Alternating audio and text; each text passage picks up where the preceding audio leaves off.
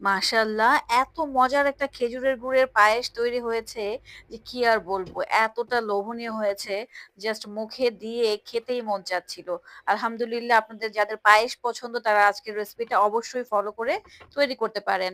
আসসালামু আলাইকুম কেমন আছেন সবাই? তো পায়েস তৈরির জন্য ১ম এই আমি এখানে ৩ ধরনের ড্রাই ফ্রুটস নিয়ে নিয়েছি। তো নিয়ে নিয়েছি কাঠবাদাম, নিয়ে নিয়েছি কাজু বাদাম, নিয়ে নিয়েছি বেশ কিছু কিসমিস।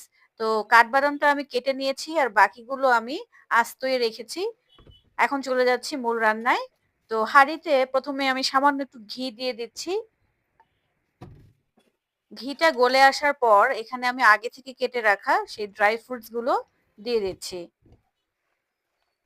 ড্রাই ফ্রুটস টা দেওয়ার পর একেবারে মিডিয়াম টু লো আঁচে অনবরত নেড়ে চেড়ে এগুলো একটু ভেজে নিচ্ছি। ভাজা হয়ে গেছে। এখন এটা আমি নামিয়ে নিচ্ছি। অবশ্যই লক্ষ্য রাখবেন বাদামগুলো যেন পুড়ে না যায়, তাহলে কিন্তু খেতে ভালো লাগবে না। উঠিয়ে নিয়েছি। এখন একই প্যানে আমি দিয়ে দিয়েছি তরল দুধ। তো দুধ এখানে আমি ৫০০ গ্রাম দিয়ে দিয়েছি। দুধটা জাল করে নিচ্ছি।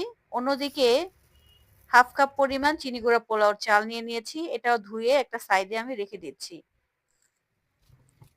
এখন এই চালটা আমি দুধের মধ্যে দিয়ে দিয়েছি। দিয়ে এটা জাল করে নিচ্ছি। সেই সাথে এখানে দিয়ে দিচ্ছি এলাচ আর দারচিনি একেবারে সামান্য ১ টুকরো করে। এতে করে মাইল্ড একটা স্মেল আসবে, খুব ভালো লাগবে। যাই হোক চালটা আমি খুব ভালোভাবে সিদ্ধ করে নিচ্ছি। আর হ্যাঁ, পায়েস মানেই আপনাকে চিনি গুঁড়া পোলাওর চালটা ব্যবহার করলেই বেশি ভালো হবে। আর এটা আস্ত রাখতে হবে। তো সেদ্ধ হয়ে গেছে চালটা। এখন আমি দিয়ে দিচ্ছি ঝোলা গুড়। তো এটা খেজুরের ঝোলা গুড় আমি আজকে ব্যবহার করছি। আলহামদুলিল্লাহ এত সুন্দর ফ্লেভারফুল ছিল এই গুড়টা।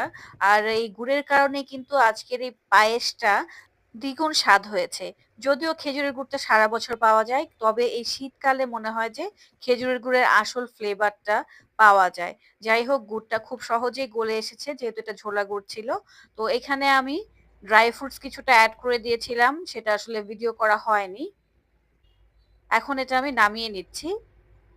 তো কি সুন্দর একটা কালার আর একটা স্মেল যে আসছে সেটা আসলে আপনাদের বলে বোঝানো যাবে না।